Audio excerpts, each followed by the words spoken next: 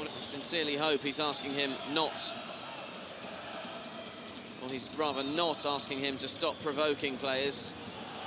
It's just the way he plays football and a yellow. 네이마르와 심판의 대화는 완전히 다른 두 분화의 대립이었습니다. 많은 사람들이 네이마르의 드리블은 상대에게 모욕감을 준다고 말합니다. 그 사람들의 대부분은 유럽인들입니다. 프랑스의 심판들은 휘슬에 관대하다는 영상을 만든 적이 있습니다. 브라질인들에게 축구가 완전한 구기 종목이라면 프랑스인들은 축구를 좀 더 몸과 몸이 맞닿는 투기 종목이 한 방울은 첨가된 스포츠로 인식하고 있습니다. 똑같은 축구이지만 브라질인과 프랑스인에겐 때론 다른 종목이라는 의미입니다. 상대를 존중하라는 심판, 하지만 네이마르의 표정에선 진심 어린 억울함을 발견할 수 있습니다. 그에겐 그것은 상대를 모욕하기 위한 묘기가 아니라 그냥 축구입니다. 브라질인들에게 축구는 놀이입니다. 삼바와 축구는 다르지만 같은 의미입니다. 스스로 내성적인 아이였다던 네이마르, 그는 어떤 음악을 좋아했을까요? Você gosta de música? Como assim? Não, nenhum tipo de música. Samba, pagode. Samba? Qual é o grupo, o conjunto assim que tu gosta? Revelação, Sorriso Maroto.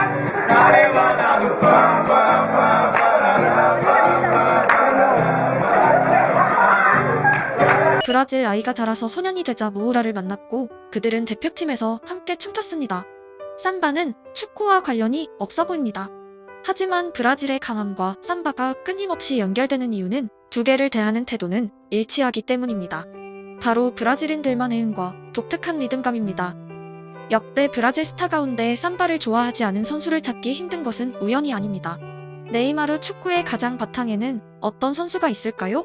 A ideia dele era fazer o Robinho como esse novo Pelé e pegar os garotos do Santos que poderiam ser os novos Robinhos. Tô vendo que você tem uma foto sua com o Robinho aqui, né? É, Quando é que foi isso? foi em 2003, ano passado. E como é que foi esse encontro? Por que ele foi te encontrar? Como é que foi? Pra me conhecer, né? Por que ele foi te conhecer? Eles falavam que eu era parecido com ele, essas coisas. Tá. E como foi? Foi bom o encontro? Foi. Foi. O que ele falou pra você? Falou pra mim continuar batalhando, estudando, que um dia eu... 네이마르는 호비뉴를 닮았다는 이야기를 들으며 성장했습니다. 그들의 드리블은 분명 유사점이 있습니다. 어린 네이마르가 생각하는 자신의 특장점은 무엇이었을까요? Qual é o seu ponto forte jogando bola? os dribles. 당연히 기술입니다. 여기서 한 가지 가정을 해보겠습니다. 또래 아이들을 상대로 5만 가지 기술을 탐구하던 네이마르에게 영상 초반에 프랑스 심판이 다가가 상대를 존중해라고 말했다면 지금의 네이마르로 성장할 수 있었을까요? 네이마르가 태어난 나라에선 공격수가 수비를 제치는 모든 행위는 마치 삼바와 같았고 친구와 어른들 모두의 갈채를 받았습니다. 당연히 브라질인들은 드리블과 기술에 관대합니다. 듣도 보도 못한 기술로 수비수를 제치는 것은 오히려 칭찬받을 일이었습니다. 가장 최초의 기억은 펠레입니다. 존재하지 않던 행위들로 유럽인들을 박살낸 펠레는 축구의 정점에 올랐고 브라질의 신이 되었습니다. 제2의 펠레, 제3의 펠레들은 저마다 남들이 보이지 않은 기술을 창조하기 위해 노력했습니다. 아이들은 그저 어른들의 흔적입니다. 한두 명의 노력이 아니라 전국의 꼬마들이 동시다발적으로 진행한 국가적 행위였습니다. 결과는 호마리우, 베베투, 호나우두, 호나우디뉴, 호비뉴, 네이마르, 비니시우스, 끊임없이 나타나는 브라질산 천재들의 재림입니다. 프랑스 축구는 브라질에 비해선 굉장한 보수성을 가지고 있습니다. 과거 한국의 선후배 문화만큼은 아니지만 아카데미에선 규율과 조직을 강조합니다. 그리고 그들 나름의 존중에 대한 교육적 가치를 제공하기 위해 노력합니다. 개인기로 수많은 상대를 이겨왔던 브라질, 팀으로 강해진 프랑스 축구의 흔적이 아카데미에 고스란히 남아있는 것입니다. 공격수의 역할은 수비수를 파괴하는 것이지만 쓰러진 수비수의 기분까지 고려하는 플레이를 하는 것, 브라질인 입장에선 당연히 이해할 수 없는 축구입니다. 프랑스인들에겐 분명 축구에 전쟁과 군대의 흔적이 남아있습니다. 감독과 주장의 관계는 대대장과 분대장의 관계 같기도 하며 생포한 포로의 처리에는 예우가 있어야 한다고 여기기도 합니다. 누가 맞고 누가 틀리다의 주제가 아니라 축구에 대한 개념의 완전한 차이입니다. 지단이나 앙리 같은 선수의 탄생은 프랑스 축구 입장에선 기적적인 일이었습니다. 그리고 은바페라는 새로운 괴물로 이어졌습니다. 은바페 드리블의 특징은 현재까진 신체적 능력과 가속도에 높은 비중이 있습니다. 92년생 네이마르의 순간 스피드는 분명 바르셀로나 시절에 비해 떨어졌습니다.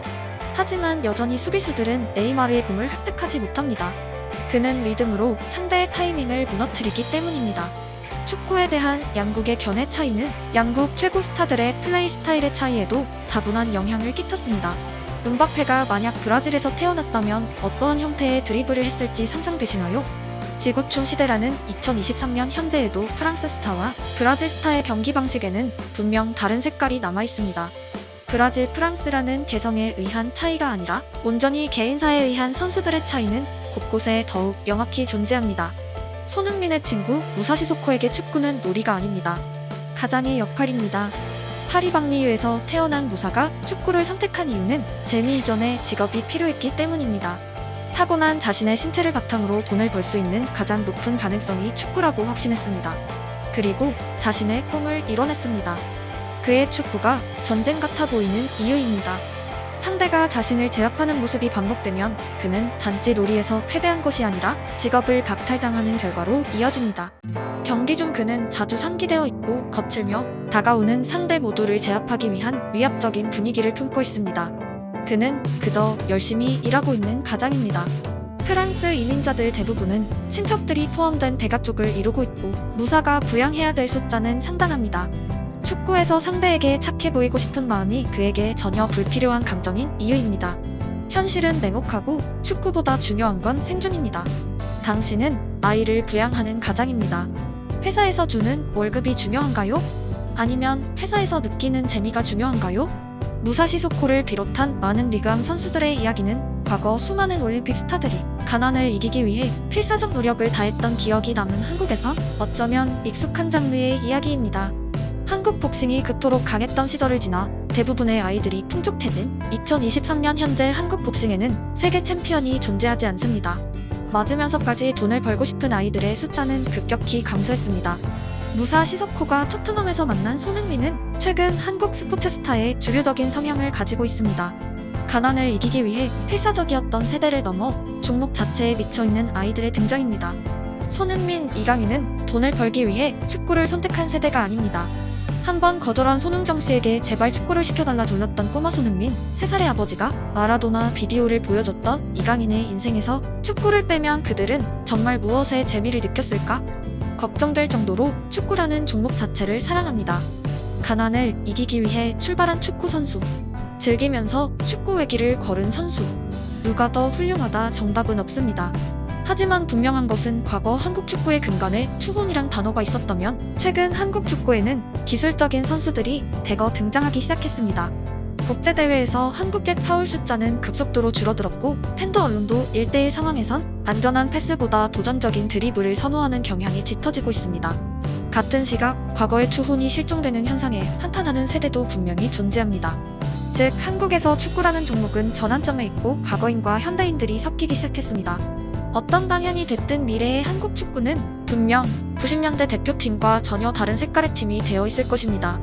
개인적으로는 2002년 대표팀과 2022년 대표팀의 특장점이 합쳐진 팀을 언젠가 꼭 보고 싶습니다. 누군가에게 노래는 술을 마셔야만 부르는 행위입니다. 누군가에겐 기분 좋은 날이면 반드시 불러야 하는 행위입니다. 누군가에게 노래는 그냥 직업입니다. 세상의 모든 분야는 상대성을 지니고 있고 나의 노래와 그들의 노래는 전혀 다른 의미를 가지고 있습니다. 이는 축구뿐 아니라 수십억의 다른 사람들과 함께 살아가는 우리들이 잊지 말아야 할 절대 진리입니다. 세계는 급속도로 가까워졌고 인종과 문화를 넘어 모든 사람들이 직간접적으로 교류하고 있습니다. 오직 나만의 시선으로 상대를 판단하는 것은 곧 당신이 현대에 살아가는 고대인이 될 수 있다는 의미입니다. 모든 비판과 비난 이전에 상대를 이해하기 위한 최소한의 노력이 필요한 이유이기도 합니다. 다른 문화, 다른 사람은 배척하고 모욕하는 사람들이 가득한 세상보다는 서로의 다름을 이해하려 노력하는 사람들이 가득한 세상에 살고 싶습니다.